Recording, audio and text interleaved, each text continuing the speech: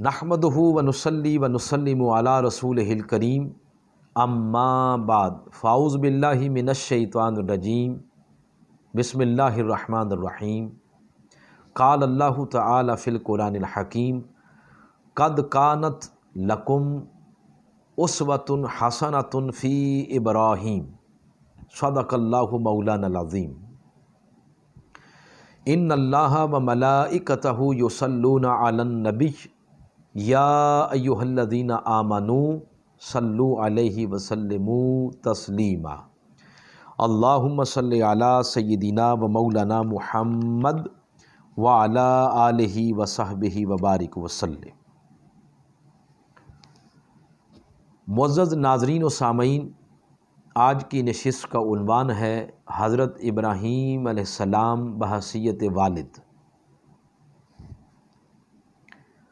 قرآن پاک میں حضور نبی رحمت صلی اللہ علیہ وآلہ وسلم کی سیرت مطہرہ کی شان کو یوں بیان کیا،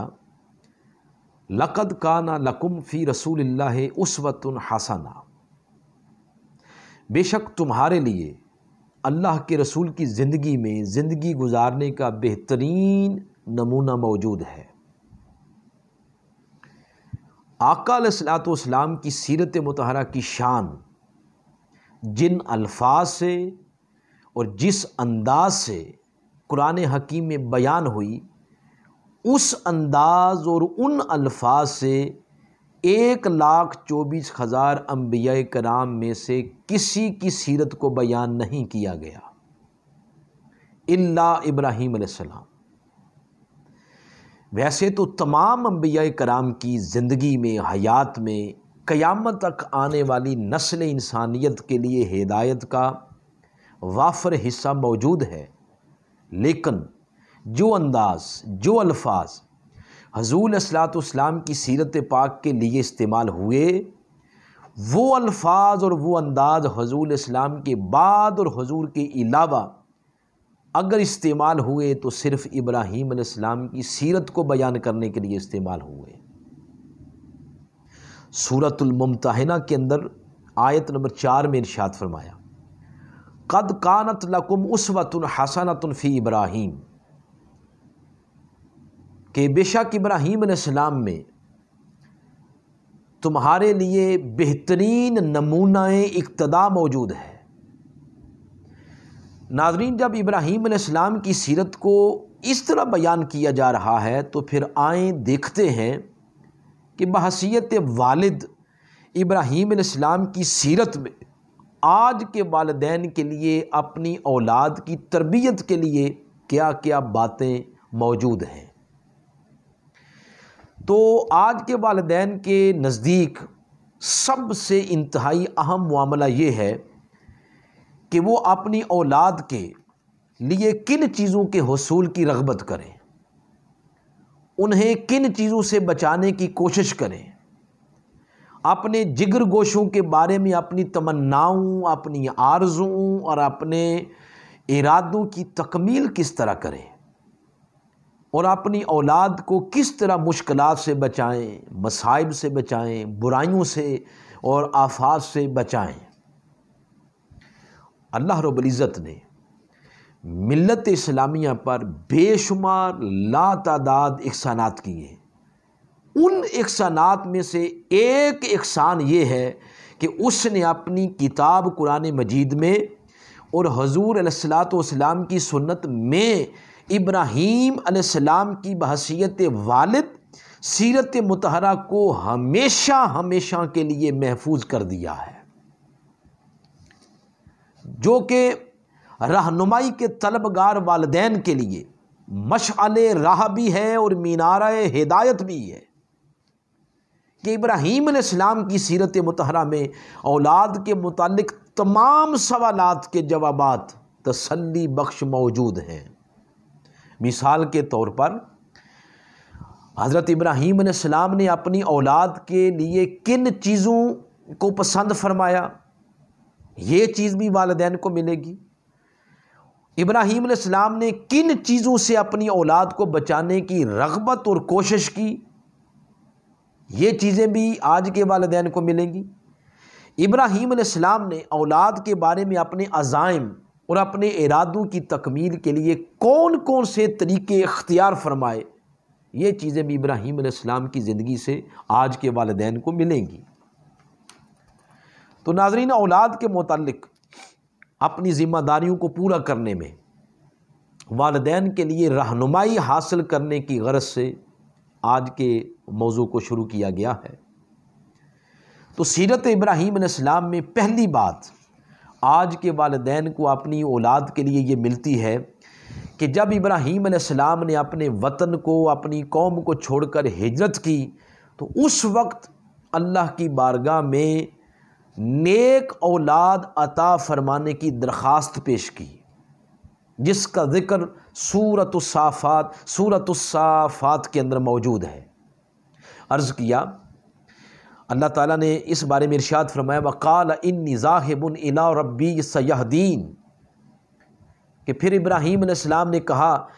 کہ میں ہجرت کر کے اپنے رب کی طرف جا رہا ہوں، وہ ضرور مجھے رستہ دکھائے گا۔ اس کے بعد پھر ملک شام کی طرف چلے گئے اور اس ارض مقدس پر پہنچ کر اللہ کی بارگاہ میں عرض کی رب ہب لی من الصالحین، اے میرے رب مجھے صالحین میں سے ایک فرزند عطا فرما۔ علامہ زمخشری نے رب ہب لی من الصالحین کی تفسیر میں قلم بند کیا ہے کہ ابراہیم علیہ السلام کی دعا کا مقصود یہ تھا کہ باری تعالیٰ مجھے نیک اولاد عطا فرما۔ اور پھر علامہ زمخشری لکھتے ہیں کہ یہ جو لفظ ہے رب ہب لی، ہب ہیبہ غالباً اولاد کے عطا فرمانے کے متعلق استعمال ہوتا ہے۔ پھر علامہ بیضاوی کے اندر لکھا اپنی تفسیر کے اندر کہ نیک اولاد طلب کرنے کی حکمت کیا تھی۔ انہوں نے لکھا کہ حکمت یہ تھی کہ وہ نیک اولاد دعوت و اطاعت کے کاموں میں میری اعانت کرے، یعنی ابراہیم علیہ السلام کی یہ خواہش تھی، اور پردیس میں میری مونس اور میری غمخوار بنے۔ ناظرین کرام، ان دو تفاسیر کے بعد اس مقام پر یہ بات کرنا مناسب ہوگا کہ بعض لوگ جب اللہ کی بارگاہ سے اولاد طلب کرتے ہیں تو اولاد کے طلب کرنے میں یہ لفظ سرے سے موجود ہی نہیں ہوتا کہ باری تعالیٰ اولاد نیک ہو۔ جن کو اولاد نرینہ چاہیے وہ کہتے ہیں کہ اولاد نرینہ دے، کوئی کہتے ہیں کہ باری تعالیٰ صحت مند بیٹا دے، کوئی کہتے ہیں کہ باری تعالیٰ خوبصورت بیٹا دے، اور بعض حضرات ایسے بھی ہیں کہ اولاد کے بگڑنے کی مصیبت میں مبتلا ہونے کے بعد بھی ان کی زبان پر اپنی اولاد کے لیے نیکی کا لفظ نہیں آتا، تب بھی اپنی زبان پر اولاد کی نسبت سے صالحیت کا، تقوی کا، نیکی کا لفظ نہیں آتا۔ اور ابراہیم علیہ السلام ہیں، آپ تو اولاد کے ملنے سے پہلے ہی اللہ کی بارگاہ میں عرض کر رہے ہیں کہ باری تعالیٰ مجھے صالحین میں سے بیٹا عطا فرما۔ اگر دیگر انبیاء کرام کی زندگی میں بھی دیکھیں تو یہی بات ملے گی۔ مثال کے طور پر حضرت زکریا علیہ السلام نے بھی بیٹے کے ملنے سے پہلے ہی اس کے نیک ہونے کی فریاد اور گزارش اللہ کی بارگاہ میں کی، جس کا ذکر سورہ آل عمران کے اندر ہے۔ ہنالک دعا زکریا ربہ قال رب ہب لی من لدنک ذریۃ طیبۃ انک سمیع الدعاء۔ علامہ قرطبی نے اس آیت کے تحت لکھا، وہ فرماتے ہیں ذریۃ طیبۃ، اس سے مراد نیک نسل ہے، نیک اولاد ہے۔ پھر یہی دعا سورہ مریم کے اندر بھی ان الفاظ کے ساتھ آئی، وَاجْعَلْهُ رَبِّ رَضِيًّا۔ علامہ قرطبی نے اس کی تفسیر میں لکھا کہ اس کے اخلاق اور اعمال پسندیدہ ہوں۔ علامہ قرطبی لکھتے ہیں کہ حضرت زکریا جو اولاد اللہ کی بارگاہ سے طلب کر رہے ہیں، وہ اولاد جس کے اخلاق اور اعمال پسندیدہ ہوں، اس سے مراد یہ ہے ذریۃ طیبۃ، وہ اولاد ہے۔ تو ناظرین کرام، حضرت زکریا علیہ السلام ہوں یا دیگر انبیاء کرام، وہ اولاد کے ملنے سے پہلے ہی اس کے نیک ہونے کی دعا اللہ کی بارگاہ میں کرتے ہیں۔ ابراہیم علیہ السلام نے بھی حضرت اسماعیل علیہ السلام کے ملنے سے قبل ہی اللہ کی بارگاہ میں گزارش کی کہ باری تعالیٰ صالحین میں سے ایک فرزند عطا فرما۔ اور ناظرین، اگر اولاد نیک نہ ہو لیکن اس ظاہری طور پر خوبصورت ہو تو اس کی ظاہری خوبصورتی کا کیا کرنا؟ اولاد اللہ نے بیٹا دے دیا، بیٹا اولاد اگر طاقتور ہو مگر نیکی کی طاقت نہ ہو، اس میں صالحیت کی طاقت نہ ہو، تقویٰ کی طہارت نہ ہو، تو اس کی جسمانی طاقت کا کیا کرنا؟ تو پتہ یہ چلا اصل خوبصورتی وہ نیکی ہے، اصل خوبصورتی وہ کردار کی ہے، اصل طاقت وہ جسم کی نہیں، وہ نیکی کی ہے۔ اگر اولاد نیک ہو، دیندار ہوں، اس کے اخلاق، اس کا کردار سنورا ہوا ہو تو اس کی نیکی ہی سب سے بڑی طاقت ہے، اس کی نیکی ہی سب سے بڑی خوبصورتی ہے۔ اس لیے ابراہیم علیہ السلام نے اپنی دعا میں صالحین کا ذکر کیا کہ باری تعالیٰ صالحین میں سے ایک فرزند عطا فرما۔ اور اگر اولاد نیک نہیں تو ساری زندگی والدین افسوس سے ہاتھ ملتے رہیں گے۔ رنج اور پریشانی اور بے چینی کا وہ اولاد والدین کے لیے سبب بنے گی، اور دنیا میں تو بے چینی ہوگی ہی، آخرت میں بھی وہ وبال جان ہوگی۔ ناظرین کرام، اس چیز کو ذکر کرنے کے بعد دوسری چیز حضرت ابراہیم علیہ السلام کی زندگی میں بحیثیت والد آج کے والدین کو جو ملتی ہے وہ یہ کہ حضرت ابراہیم علیہ السلام کی ساری زندگی امتحانات میں گزری، جیسا کہ باری تعالیٰ نے بھی ارشاد فرمایا وَإِذِ ابْتَلَىٰ إِبْرَاهِيمَ رَبُّهُ، تو ساری زندگی امتحانات میں گزری۔ ان امتحانات میں سے ایک امتحان یہ تھا کہ بحکم خدا اپنی اولاد کو بے آب و گیا ریگستان میں اللہ کی رضا کی خاطر چھوڑنا، جس کا ذکر اس آیت کریمہ میں ہے ربنا انی اسکنت من ذریتی بواد غیر ذی زرع عند بیتک المحرم۔ اس آیت کے اندر وہ ذکر ہے کہ اے ہمارے رب، بے شک میں نے اپنی اولاد کو مکہ کی بے آب و گیا وادی میں تیرے حرمت والے گھر کے پاس بسا دیا ہے۔ تو ناظرین کرام، ابراہیم علیہ السلام جہاں اس امتحان میں یہ اپنی اولاد کو اپنے آپ سے جدا کر کے تو اس بے آب و گیا ریگستان میں چھوڑنے جا رہے تھے، تو ابراہیم علیہ السلام جہاں اس امتحان میں پورے اتر رہے تھے وہاں پر یہ الفاظ عند بیتک المحرم یہ بڑے معنی خیز ہیں، اور آج کے والدین کے لیے اپنی اولاد کی تربیت کے لیے ایک بڑا اس میں ہدایت کا سامان موجود ہے۔ اس بے آب و گیا وادی میں اپنی اولاد کو جب چھوڑا تو حضرت ابراہیم علیہ السلام ان کے پیش نظر ایک ہی سہارا تھا، وہ سہارا تھا اللہ کے گھر کی قربت، عند بیتک المحرم، اللہ کے گھر کی قربت۔ وہاں بھی بیت اللہ موجودہ شکل والا تو نہیں بنا تھا مگر نشانیاں تو ساری موجود تھیں، تو اس گھر کی قربت کا خیال کرتے ہوئے اپنی اولاد کے لیے انہیں کوئی پریشانی محسوس نہیں ہو رہی تھی، کوئی پریشانی نہیں تھی۔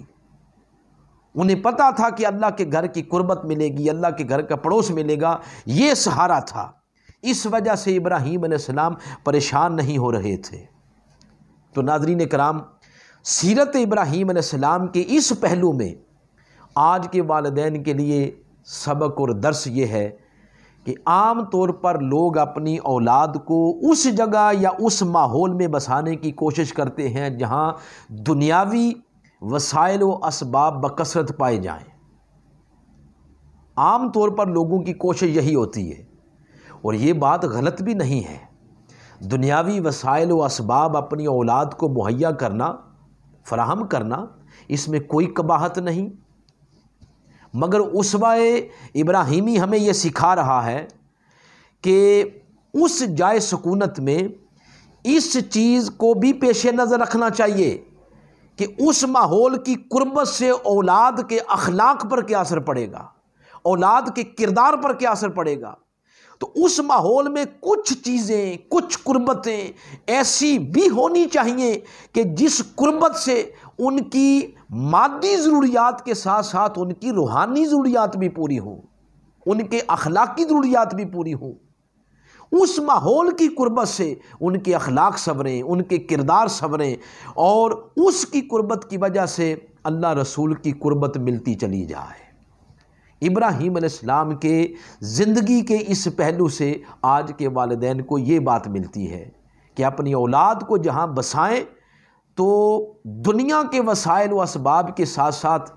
یہ بھی پیش نظر بات ہونی چاہیے کہ اس ماحول کی وجہ سے ہمارے اولاد کے اخلاق اور کردار سنوریں گے یا بگڑیں گے۔ تو کچھ چیزیں ایسی بھی ہونی چاہیے جن چیزوں کی وجہ سے اللہ رسول کی قربت ملے۔ تیسری چیز ابراہیم علیہ السلام کی سیرت مبارکہ سے یہ ملتی ہے کہ حضرت ابراہیم علیہ السلام کا اولاد کے دینی مفادات کو دنیاوی مصالحے پر فوقیت دینے کا معنی ہرگز یہ نہ تھا کہ وہ ان کے دنیاوی مفادات سے غفلت برتے ہوئے ہیں، ایسا ہرگز نہیں تھا۔ وہ شریعت کی پابندی کرتے ہوئے اپنے وسائل کی حدود میں ان کے دنیاوی تقاضوں اور ضروریات کو بھی پورا کر رہے تھے۔ اس پر دلیل کیا ہے؟ دلیل حضرت ابراہیم علیہ السلام نے جب اپنے لخت جگر اسماعیل علیہ السلام اور حضرت ہاجرہ علیہ السلام جب دونوں ماں اور بیٹے کو بیت اللہ کے جوار میں بسانے کے لیے لائے تو اپنے ہمراہ کھجوروں کا ایک بہت بڑا تھیلا بھی لائے اور پانی کا مشکیزہ بھی لائے۔ حضرت امام بخاری نے حضرت ابن عباس رضی اللہ تعالی عنہما سے روایت نقل کی ہے، وہ فرماتے ہیں وَوَضَعَ عِنْدَهُمَا جِرَابًا فِيهِ تَمْرٌ وَسِقَاءٌ فِيهِ مَاءٌ، جِرَابًا فِيهِ تَمْرٌ وَسِقَاءٌ فِيهِ مَاءٌ، کہ انہوں نے کھجوروں کا چمڑے کا بنا ہوا تھیلا اور پانی کا ایک مشکیزہ ان دونوں کے پاس رکھ دیا۔ ناظرین کرام، حضرت ابراہیم علیہ السلام نے اپنے بیٹے اور بیوی کو آپ نے دیکھا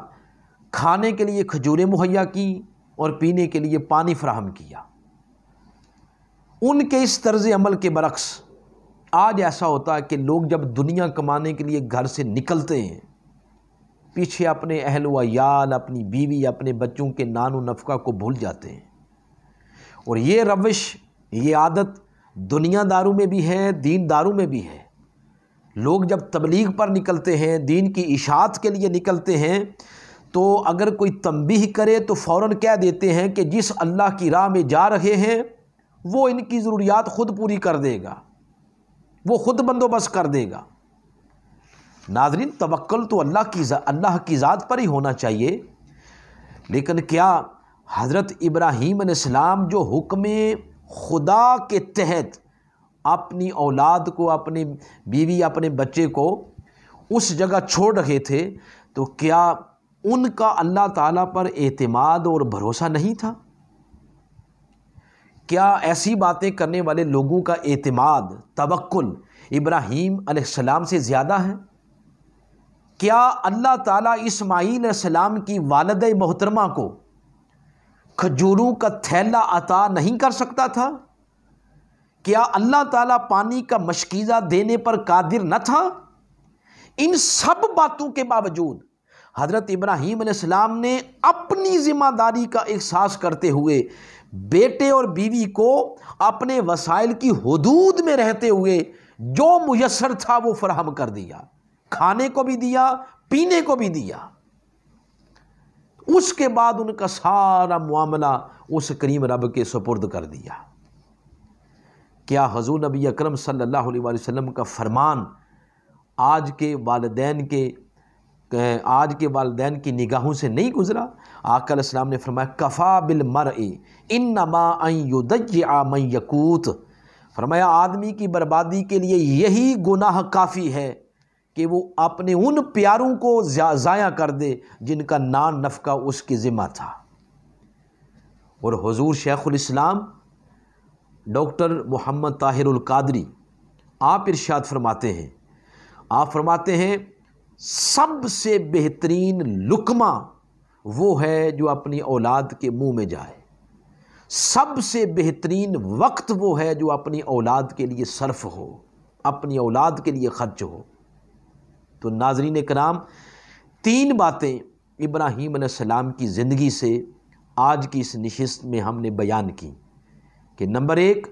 کہ جب اولاد اللہ کی بارگاہ سے طلب کی جائے تو نیک اولاد طلب کی جائے۔